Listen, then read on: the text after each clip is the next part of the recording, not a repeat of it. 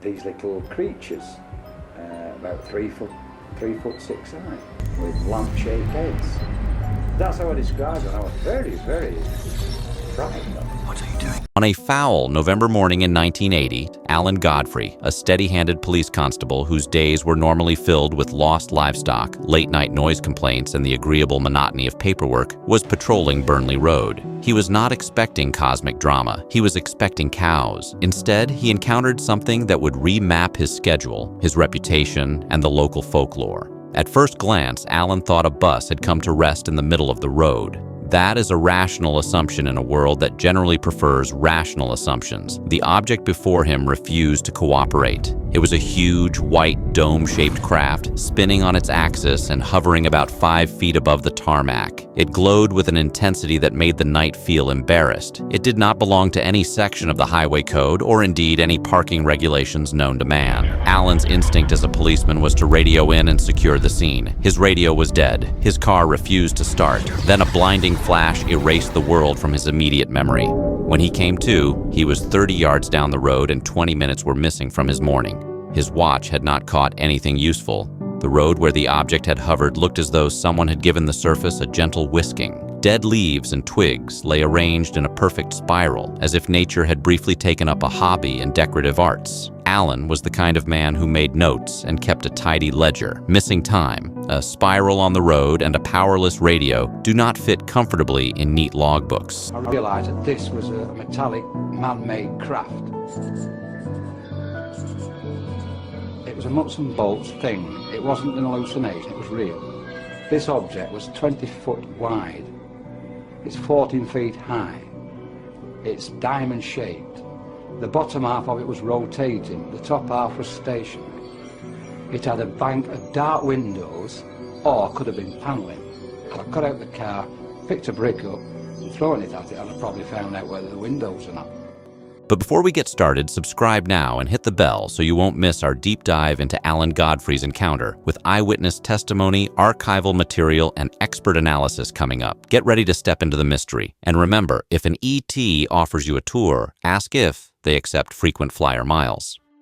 That month, Alan chose to undergo hypnotic regression to fill in the gaps. Hypnosis for him was a way to ask his own mind to hand over any receipts it might have stashed away. There's a light coming from underneath. I'm getting back into the car. I'm going.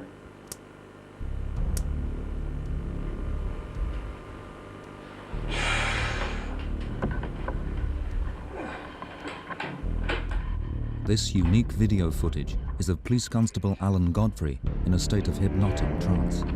There's a light.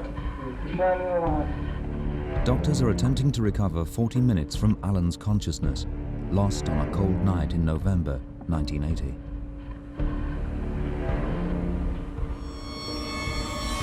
Under regression, Alan remembered waking up inside a craft. He recalled being examined in a clinical manner by 8 small beings and 1 taller humanoid. He described instruments, lights, and a procedure that felt like being part of a medical audit with poor signage. The details matched some of the physical oddities he carried home: an itchy red mark on his foot, a split in his boot, and the nagging sense that time had been politely borrowed. Then I wake up in a room. Now in this room, there is a very tall humanoid, for want of a better word. He's about 6 foot to 6'6", very tall, thin, with a beard. He had a skull cap on and he had this white gown on. What happens then is I'm asked to get on this bed. Now, the questions asked to me then is, how did he wants to get out? Because I saw his mouth's not moving, he's not talking, it's just, he wants me to get on the bed. Obviously, whatever it was having some sort of influence over my thoughts. Yet I did feel at ease with him. I felt comfortable with him. I got the impression that I'd met him before. I wasn't in fear of him or anything like that. I didn't feel in any danger. So I'm on the bed, and then these horrible little things come. They are a lampshade, like dark eyes. That's the best way I can describe them. And there was about 7 or 8 of them.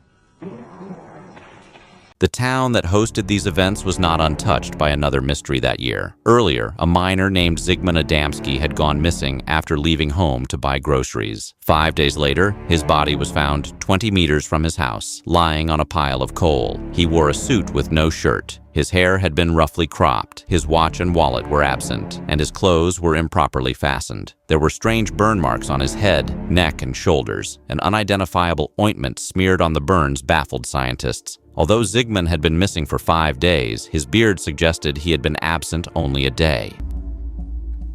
Well, so instinctively tells you there's something not right. You know, you come across dead bodies all the time, it sounds like what you do. He was lying on his back, just staring up into the sky.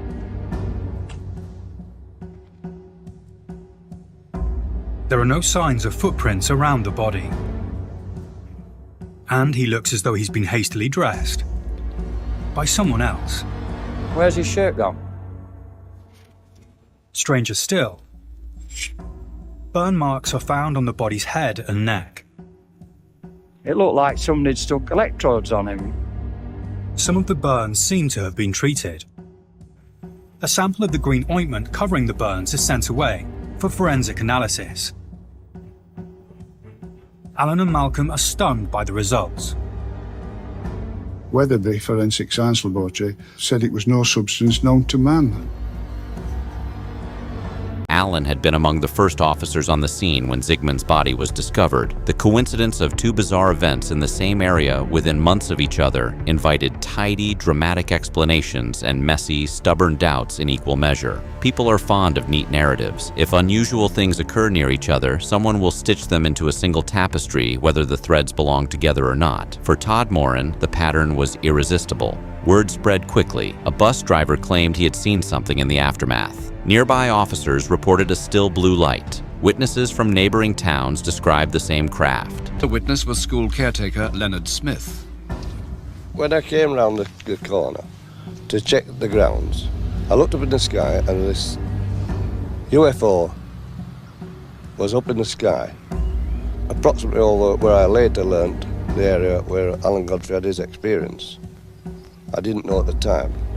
Now the object shot across the valley 4 times, backwards and forwards, and it vanished over the hills.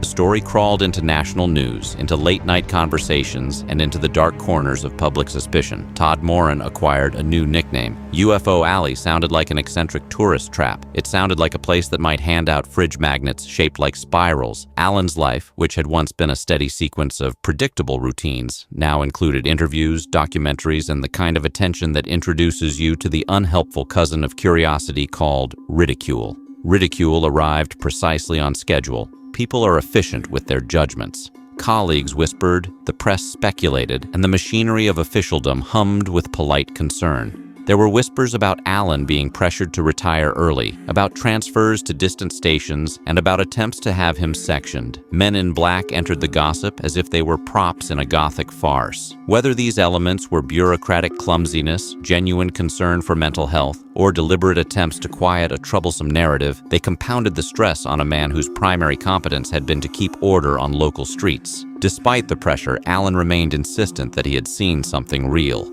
He described the craft as a diamond-shaped vehicle, 20 feet high and 14 feet wide, hovering and spinning slowly while creating that strange vortex on the road. He swore he had never seen anything like it before, and suggested with characteristic Yorkshire directness that he would be happy to swear on the Bible that what he saw was genuine. For a man who had spent his life consulting rule books and making sensible calls, the public spectacle was a pain and, at times, a genuine hazard to family privacy. His children learned early that having a father who is a policeman is complicated when that father is also a headline. There were small ironies along the way. After the hypnotic sessions, the story offered an odd consolation. Alan and his wife discovered a sudden change in their private life. The night after an intense flash of light, the couple were intimate, and soon after his wife reported a pregnancy. Life, it seemed, was capable of delivering unexpected bonuses even in the middle of a profoundly unsettling episode. Alan joked privately to friends that if such encounters had a fertility clause, it would make the universe a very cheeky landlord. Researchers and hobbyists descended upon the area. Some came with clipboards and sober intent. Others came with cameras, fervor, and slightly less skeptical haircuts. Photographer Rick Moran later uncovered further witnesses and local anecdotes during his investigations. A bookstore owner recalled sightings earlier in the year. Replacements to the tarmac near the original scene were mentioned. The local UFO club gained members. Todd Moran evolved a reputation that pulled in the curious, the investigative, and the conspiratorially minded. If the town could have sold tickets, it might have flogged them with the cheerful slogan, "Come for the spirals, stay for the speculation." In the wider world, attitudes toward strange aerial phenomena slowly shifted. Military and defense bodies started to admit that they had footage and reports of objects that behaved in ways not fully explained by current understanding of physics. Former officials and intelligence figures conceded that some encounters defied easy categorization. So the idea of people alleging to be abducted by aliens, this is nothing new.